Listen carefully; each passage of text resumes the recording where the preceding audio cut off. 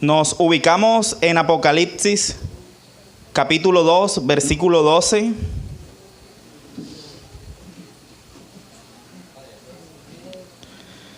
Y como hemos venido estudiando, seguiremos el bosquejo general, el cual Cristo mismo ha revelado en su Escritura. Y seguiremos nuevamente con el punto número 1, una exaltación de Cristo. Estaremos viendo como segundo punto una evaluación espiritual. Número 3, un llamado. Y número 4, una promesa. Nosotros guardaremos este mismo sentido, aunque diseñaremos el bosquejo, pues en el bosquejo yo le he dado unos nombres específicos a la iglesia que estamos tocando. Entonces guardará el mismo sentido, pero le daré unos títulos. El bosquejo general que estaremos estudiando será dividido en 3 puntos. Número 1, una ciudad importante versus la autoridad suprema. Como segundo punto estaremos viendo una iglesia atacada por 2 francos. Tercer punto, estaremos viendo una disciplina para el creyente y una condenación para el incrédulo. Estos serán los 3 puntos que estaremos abarcando, que si los miramos Sí, claro que sí. Número 1, una ciudad importante versus la autoridad suprema. Número 2, una iglesia atacada por 2 francos. Y número 3, la disciplina para el creyente y una condenación para el incrédulo. Estos serán los 3 puntos generales que estaremos revisando al día de hoy, que guardan el mismo sentido que el bosquejo general a todas las cartas. Primeramente, Cristo se dará a conocer por medio de uno de sus atributos a la iglesia. Posterior a eso, hará una evaluación espiritual de dicha iglesia. Y número 3, un llamado, bien sea a arrepentimiento para algunas iglesias, o como lo fue en el caso anterior, una exaltación a la iglesia, o bien pueden ser las 2 en el caso de la mayoría de las iglesias. Y como número 4 estaremos viendo una promesa. Ese es el bosquejo general de todas las cartas escritas a las iglesias. Ahora nosotros lo revisaremos en 3 puntos que guardan ese sentido, y es el manejo que le he dado a la carta escrita a Pérgamo. Estaré leyendo para ustedes Apocalipsis número 2, del versículo 12 al versículo 17. Y escribe al ángel de la iglesia en Pérgamo: el que tiene la espada aguda de 2 filos dice esto: yo conozco tus obras y dónde moras, donde está el trono de Satanás. Pero retienes mi nombre y no has negado mi fe, ni aun en los días en que Antipas, mi testigo fiel, fue muerto entre vosotros, donde mora Satanás.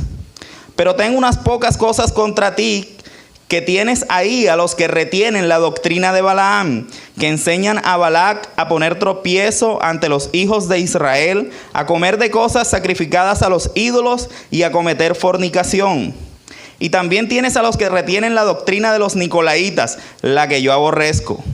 Por tanto, arrepiéntete, pues si no, vendré a ti pronto y pelearé contra ellos con la espada de mi boca. El que tiene oído, oiga lo que el Espíritu dice a las iglesias. Al que venciere daré a comer del maná escondido, y le daré una piedrecita blanca, y en la piedrecita escrito un nombre nuevo, el cual ninguno conoce sino aquel que lo recibe. Como lo dije anteriormente, el primer punto que estaremos analizando, y lo haremos de forma progresiva como lo presenta la carta, es una ciudad importante versus la autoridad suprema. Hemos venido hablando de los mensajes escritos a cada una de las iglesias, y en estos momentos nos compete la iglesia a Pérgamo. Como hemos venido estudiando, seguiremos el orden que apunta general. Pero antes de hablar directamente de la iglesia en la ciudad de Pérgamo y del mensaje que Cristo les quiere transmitir por medio de la carta, estaremos estudiando un poco acerca de la ciudad. Esto con el fin de enriquecer el mensaje, de que lo podamos entender de la forma apropiada, que conozcamos el contexto de los creyentes en esa iglesia y que así nos permita tener una idea mucho más específica de lo que Cristo quiere decirle a las iglesias. Lo primero que debemos decir de la ciudad de Pérgamo, ¿sí? ¿Está sonando? ¿Sí? Lo primero que debemos decir de la ciudad de Pérgamo es que esta estaba situada al noreste de Asia Menor, actualmente Turquía. Ahí se encontraba la ciudad de Pérgamo. Lo segundo que debemos mencionar de la ciudad de Pérgamo es que se convirtió en una rica y poderosa potencia, a tal punto de convertirse en la capital de toda Asia Menor. La ciudad de Pérgamo era la capital de toda Asia Menor, pese a que su mayor riqueza no yacía en el comercio. No estaba ubicada estratégicamente en la mejor posición para el comercio. Ella era rica o tenía grandes colecciones de arte, siendo cuna de muy grandes bibliógrafos y del arte de la jardinería, entre muchos otros artes que se desarrollaban en la ciudad. Su biblioteca llegó a ser la segunda más importante conocida, compitiendo con la Biblioteca de Alejandría. Tenía aproximadamente unos 200,000 papiros en su biblioteca. Posterior, ellos también empezaron a incluir pergaminos dentro de su biblioteca, material producido en la ciudad. De hecho, la palabra pergamino proviene de Pérgamo.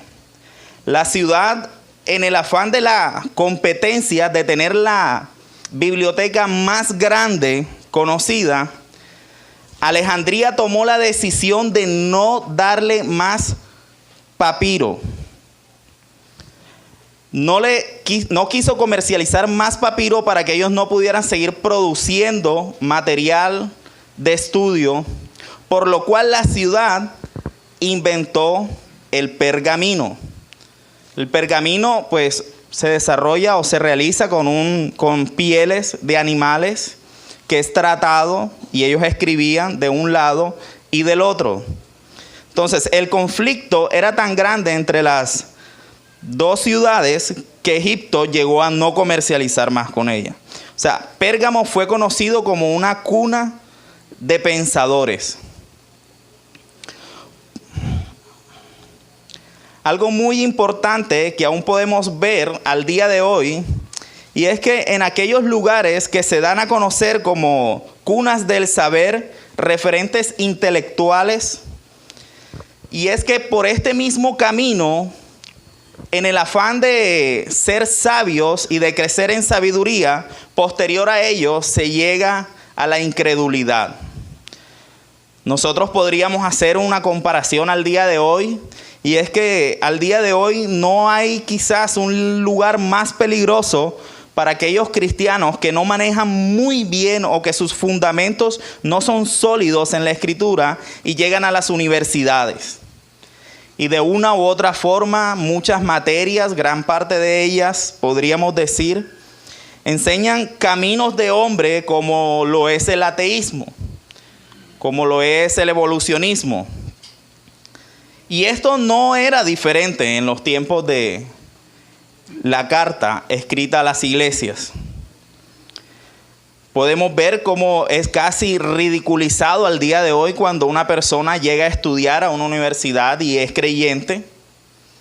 Podemos ver también cómo estas universidades, en su afán de crecer en el saber, aplauden conductas que son claramente condenadas en la Escritura. Al día de hoy es casi imposible hablar de el homosexualismo como un pecado dentro de las universidades. Y esto es resultado, y creo que un pasaje que lo presenta muy bien es Romanos 1, cuando habla de que en su afán de ser sabios se hicieron necios. no era muy distinto en estos tiempos. Algo así pasaba en la ciudad capital de Pérgamo. Pérgamo era una ciudad cosmopolita de encuentro cultural, político, militar, intelectual y religioso del Imperio Romano, centro pagano de muchas deidades antiguas. Como lo dije anteriormente, no era rica en su comercio, pero sí era muy importante en todas las demás áreas. Además, en la ciudad se dividía en una ciudad en la parte alta y en la parte baja. La parte alta era llamada Acrópolis. Ahí está el Acrópolis. Ahí habían 2 ágoras o plazas donde se hacían reuniones, donde se debatían ideas. Podía ser también una plaza de mercado, habían 2.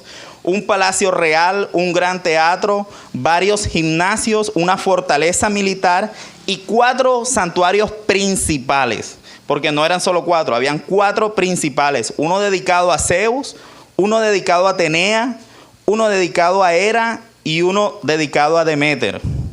También tenían varios templos dedicados a otros dioses, como por ejemplo lo era el dios Baco o Dionisio, dios del licor, del vino y del éxtasis. Por lo cual la ciudad era bastante libertina en lo que era cuestiones de el vino, el sexo. En el siglo II los romanos construyeron otro santuario, la Basílica Roja, enorme complejo dedicado a Esculapio, nombre romano del antiguo dios griego de la curación. Los enfermos de toda Asia llegaban en busca de este templo para ser sanados. Toda Asia Menor o todos los enfermos, la gran mayoría, procuraban llegar a Pérgamo para ser atendidos ahí en el templo de Esculapio. Había un pasadizo por el cual el enfermo pasaba y habían unos sacerdotes de Esculapio que le decían y le susurraban: eres sano, eres sano, eres sano. Se suponía que al finalizar ya la persona debía estar curada. En los casos más extremos que se presentaban, la persona debía dormir dentro del templo. Ahora, no todos tenían la capacidad económica para dormir dentro del templo. Entonces, esa persona dormía dentro del templo y tenía que acostarse desnudo en el centro del templo y soltaban serpientes que no fuesen venenosas. Las serpientes pasaban por encima. Las serpientes es símbolo de Esculapio. Al día de hoy en la medicina incluso lo podemos ver aún. Y se suponía que al día siguiente esa persona debería estar sana. Bueno, no era el caso de muchos y hay muchos casos registrados que incluso tenían una puerta trasera donde sacaban a todas aquellas personas que se morían. Pues, sí. Ahora, ellos mostraban a la ciudad los casos donde presentaba una mejoría o donde quizás eran sanados, y esos eran los que exhibían. Los que morían por detrás y, bueno, ya, todo el proceso funerario. Pérgamo llegó a ser el centro más importante del Imperio Romano, pero esta es la parte de la ciudad. Como podemos ver, la ciudad era muy importante para el Imperio Romano, a tal punto que llegó a ser la capital. Pero si bien era cierto que la ciudad era muy importante y que los mandatarios de dicha ciudad ejercían cierto dominio sobre sus ciudadanos, ellos debían acoplarse a sus leyes, como lo es al día de hoy para nosotros las leyes colombianas. Nosotros debemos cumplirlas, pero cuando llega Cristo y les escribe, como Él se presenta en Apocalipsis capítulo 2, versículo 12, y habla de que Él tiene la espada aguda de 2 filos. Él dice, bueno, la ciudad es muy importante, quizás tú debas regirte por ellas, pero yo, o sea, Cristo, soy la autoridad suprema. Yo estoy por encima de la ciudad. Yo estoy por encima de sus gobernantes. Cristo, al escribirle a esta iglesia, se identifica como aquel que tiene la espada de dos filos, y nosotros podemos encontrar muchos pasajes en los cuales se habla de la espada de dos filos, y ella siempre habla de autoridad, de que ella penetra, y vamos a leer alguno de esos pasajes. Hebreos 4:12. Hebreos capítulo 4, versículo 12 y 13, donde dice: porque la palabra de Dios es viva y eficaz, y más cortante que toda espada de dos filos, y penetra hasta partir el alma y el espíritu, las coyunturas y los tuétanos, y discierne los pensamientos y las intenciones del corazón. Y no hay cosa creada que no sea manifiesta en su presencia. Antes bien, todas las cosas están desnudas y abiertas a los ojos de aquel a quien tenemos que dar cuenta. Apocalipsis 1:16, él acaba de hablar de ese atributo particular de Cristo. Tenía en su diestra 7 estrellas, de su boca salía una espada aguda de 2 filos, y su rostro era como el sol cuando resplandece en su fuerza. Entonces, todas ellas hablan de que aquel que posee la espada es aquel que es una autoridad suprema por encima de cualquier cosa. Y además de eso, también dice que él tiene dominio, que él es el que te llama a rendir cuentas. En Apocalipsis 19:15, posterior a ello, Cristo se presenta como aquel que viene en un caballo blanco, y de su boca sale una espada de 2 filos, denotando en esta parte autoridad y juicio. Él es el que viene a juzgar a las naciones. Además de todo esto, en la época, hablando de forma histórica, cuando alguien se presentaba como aquel que tenía la espada, era símbolo de autoridad y dominio sobre los demás.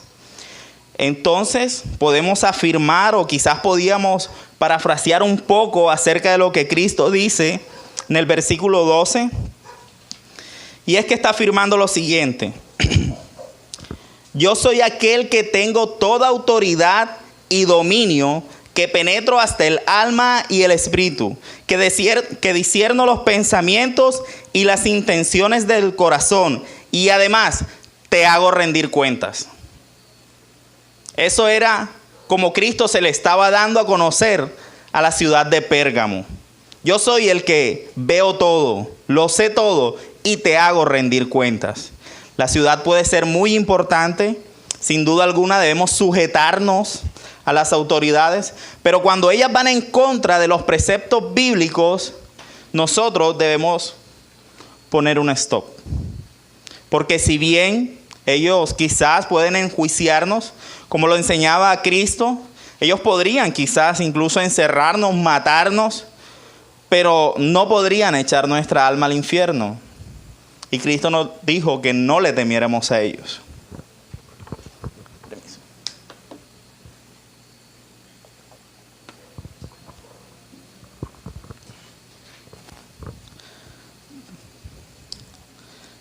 Romanos 14:11 dice: porque escrito está, vivo yo, dice el Señor, que ante mí se doblará toda rodilla y toda lengua confesará a Dios. Él está por encima de cualquier autoridad. Bueno, seguimos leyendo el texto y avanzamos en él. Apocalipsis 2:13. Yo conozco tus obras y dónde moras, donde está el trono de Satanás. Pero retienes mi nombre y no has negado mi fe, ni aun en los días en que Antipas, mi testigo fiel, fue muerto entre vosotros, donde mora Satanás. Pero tengo unas pocas cosas contra ti, que tienes ahí a los que retienen la doctrina de Balaam, que enseñaba a Balac a poner tropiezo ante los hijos de Israel, a comer cosas sacrificadas a los ídolos y a cometer fornicación. Y también tienes ahí a los que retienen la doctrina de los nicolaitas, la que yo aborrezco. Y este punto nos lleva automáticamente al bosquejo, y nos ubicamos entonces en la segunda parte del bosquejo que estamos utilizando. Y es una iglesia atacada por 2 francos. Ya vimos entonces por 2 francos.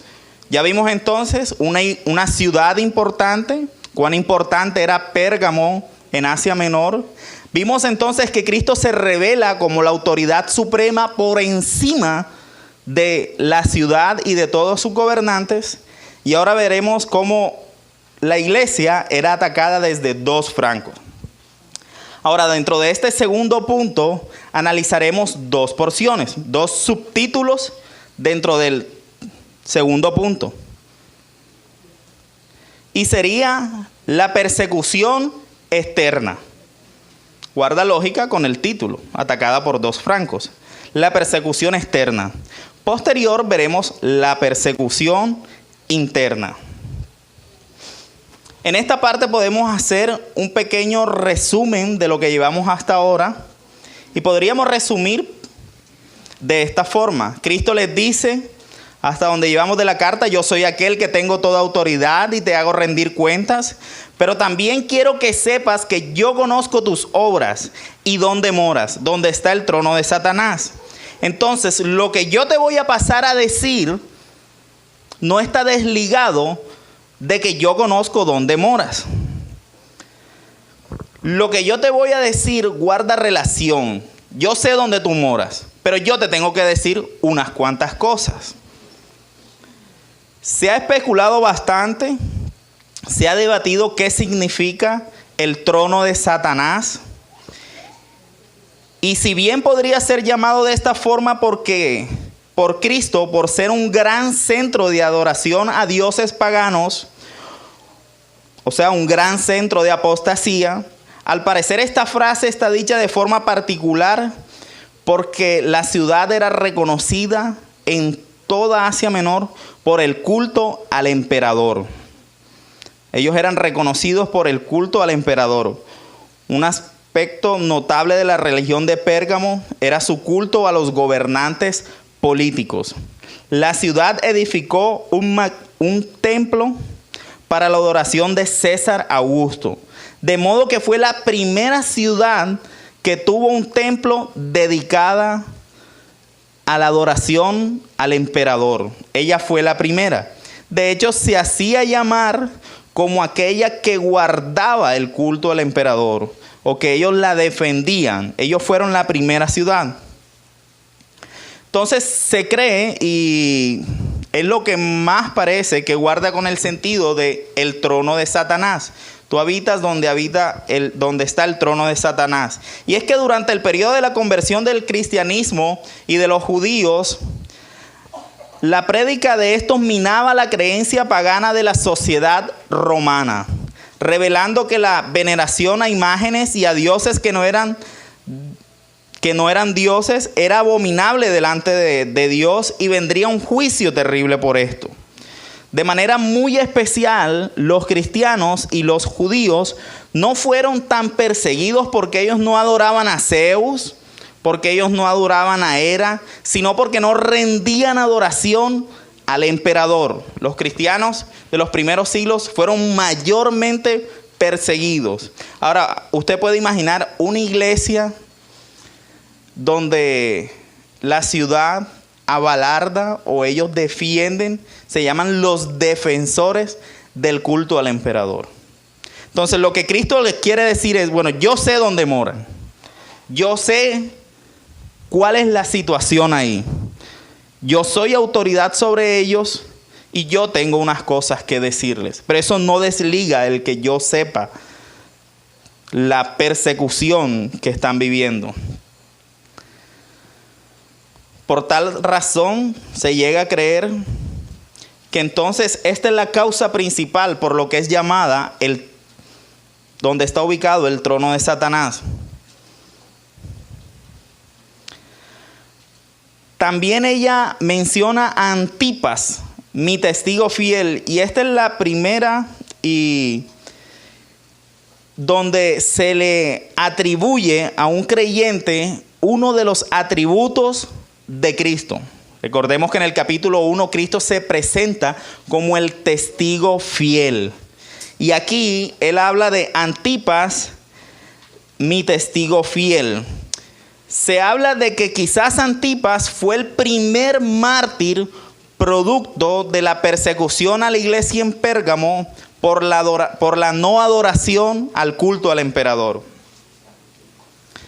En esto podríamos resumir que esta era una iglesia altamente perseguida. De hecho, Antipas es mencionado aquí y no es mencionado en ninguna otra parte de la Escritura, pero en los textos históricos algunos pasan a narrar cómo fue la muerte de Antipas. Nosotros no podemos asegurar que esto sea así, pero algunos padres de la iglesia narran de que él fue muerto por medio de la tortura del toro de Falaris. El toro de Falaris era un toro de bronce grande en el cual se le abría, ¿sí?, la barriga y se metía la persona viva y se prendía fuego debajo de tal forma que la persona se cocinara dentro del toro. El toro tenía 2 orificios en la parte de la nariz para que los gritos de la persona hicieran como si el toro estuviese vivo, como si estuviese, no sé cómo se dice la palabra, cómo hace, bramando, sí, como si el toro estuviese bramando, por ahí salía el vapor de la persona. Entonces se cree que Antipas fue muerto de esta forma. Entonces, y ustedes me perdonarán que haga una y otra vez el ejercicio de cómo estaríamos entonces entendiendo la carta. Y esto lo hago porque también el Apocalipsis quizás es un poco difícil en su lenguaje por las figuras que usa. Pero entonces podríamos parafrasearlo así. Cristo dice: yo soy aquel que posee toda autoridad y te hago rendir cuentas. Pero yo sé que tú moras en el trono de Satanás. Tú crías y tienes tu familia ahí, donde está el trono de Satanás. Además, conozco tus obras y no soy indiferente a que eres altamente perseguido y aún así retienes mi nombre. Y no has negado mi fe, aún en los días en que Antipas, mi testigo fiel, fue muerto entre nosotros. Pero aún así, yo tengo algunas cosas que decirte. Nosotros podríamos quizás pasar por encima del texto y analizar, quizás entablar un juicio acerca de esta iglesia. Pero cabe destacar que esta iglesia, en medio de la persecución, reaccionó mejor que Pedro. Cuando la vida de Pedro estuvo en juego, él le negó 3 veces. Antipas no le negó. Prefirió y abrazó la muerte antes que negarle. Esto podríamos quizás pensar un poco acerca de qué tanto o qué tan perseguidos somos nosotros al día de hoy. Qué tan agradecidos somos con este privilegio que tenemos de que el Estado no nos persigue por nuestra fe. Y aunque eso pase acá, que nosotros podemos compartir libremente, no sucede en otras partes del mundo. En otras partes del mundo, hermanos nuestros están muriendo por causa del Evangelio. Y quizás, no sé qué tan privilegio sea el que no somos perseguidos, pero nosotros podemos expresarnos libremente acerca de nuestra fe. ¿Realmente valoramos el Evangelio y predicamos de él teniendo tan grande privilegio de hacerlo? Muchos quisieran hacerlo y no pueden. ¿O qué tanto nos esforzamos nosotros por el Evangelio? Quizás a usted le fastidie de pronto ir 1 o 2 horas a una iglesia. Ellos querían congregarse libremente y no podían. Y es importante meditar en esto, porque quizás podemos entablar por el juicio que Cristo viene a hacerle a esta iglesia y nosotros podemos decir, bueno, pero no lo negaron al gobierno y sí hicieron esto. Bueno, ¿qué hubiese hecho usted en medio de ello? No deberíamos de ser presurosos en entablar un juicio a las iglesias. Ellos estaban dispuestos a morir. Cristo testifica de que ellos no niegan su nombre y estaban dispuestos a morir y morían. Estaban dispuestos a morir y morían.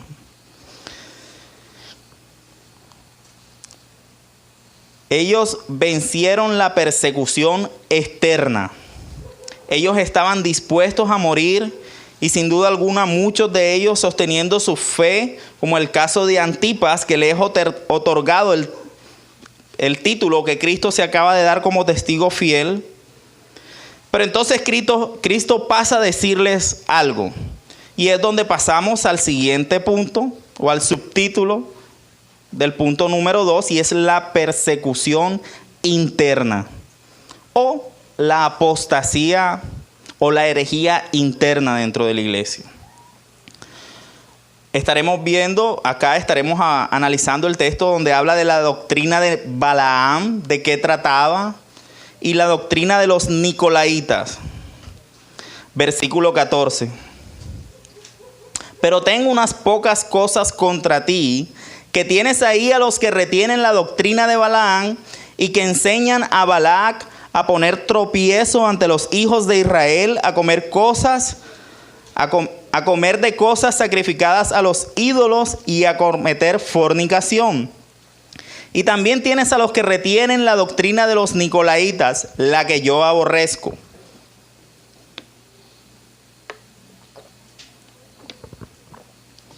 Y es importante notar cómo esta iglesia sufría una gran paradoja. Aunque era muy resistente y muy fiel al ataque externo, ellos pusieron el evangelio o el ataque interno, no reaccionaron muy bien. Pero al ser atacados desde dentro, ellos comprometieron la verdad con aquellos que traían o llegaban a sus puertas con un traje de piedad, quizás. Ahora lo entraremos a analizar.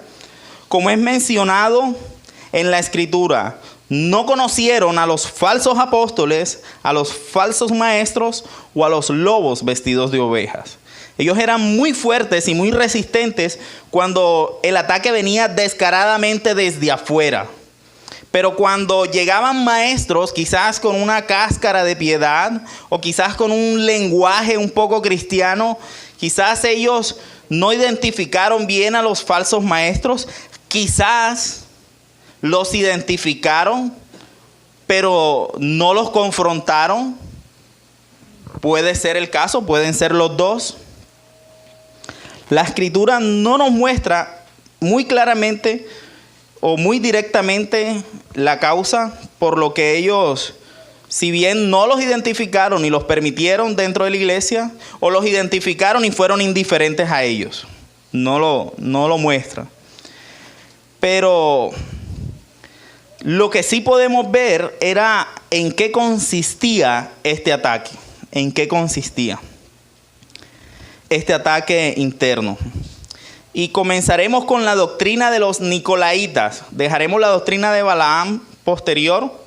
Y esto lo hago de esta forma porque la doctrina de los Nicolaitas tenemos menos información, que la doctrina de Balaam.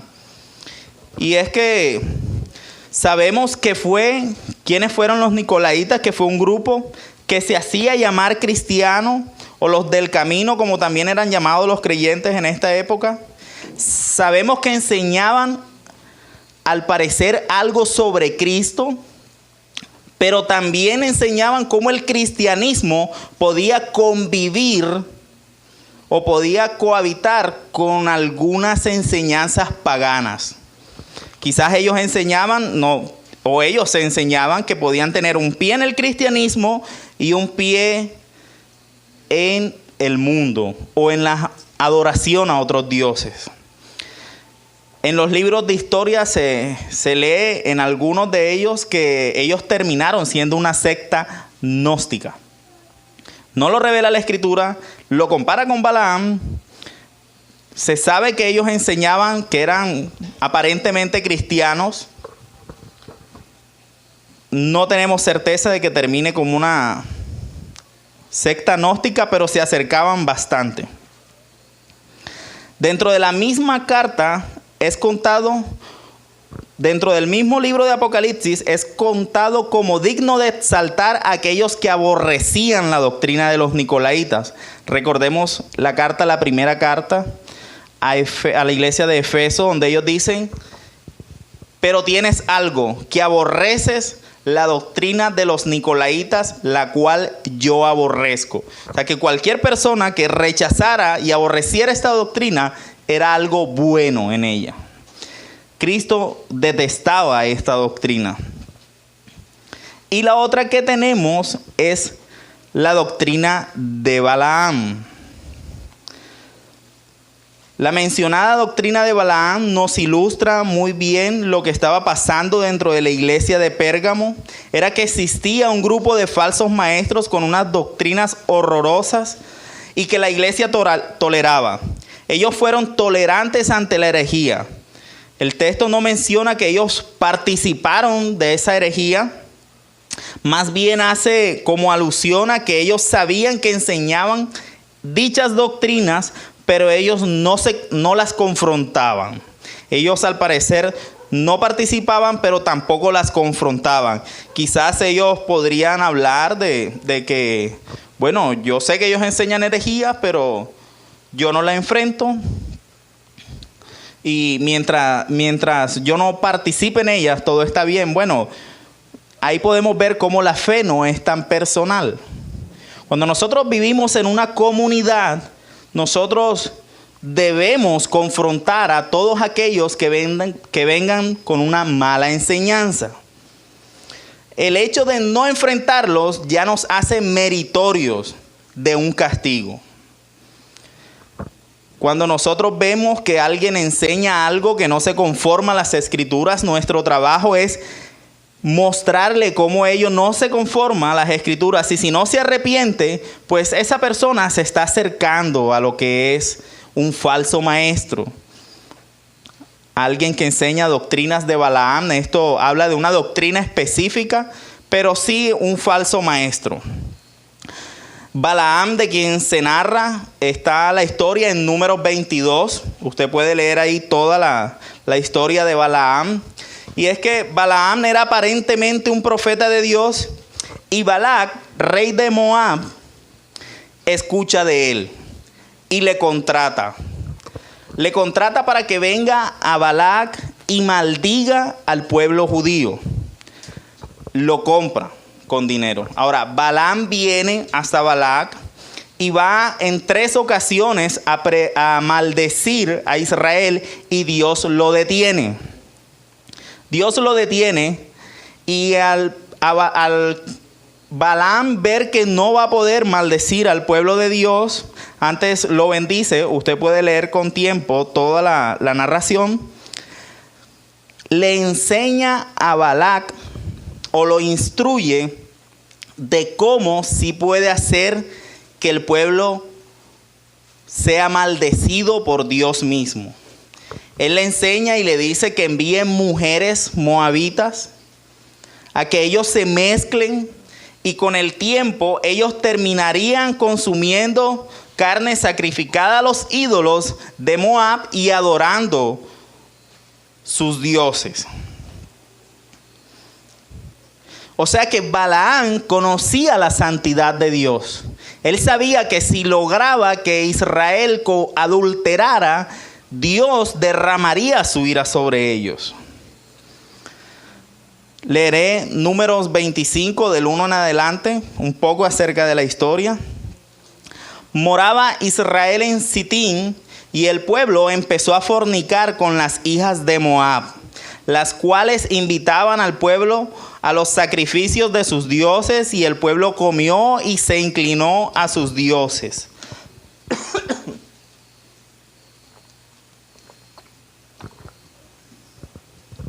Comió y se inclinó a sus dioses.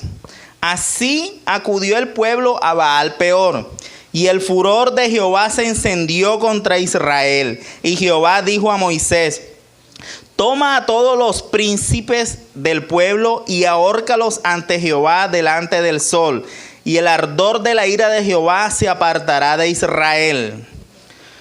Saltamos al versículo 9. Y murieron de aquella mortandad 24,000. La idolatría y la inmoralidad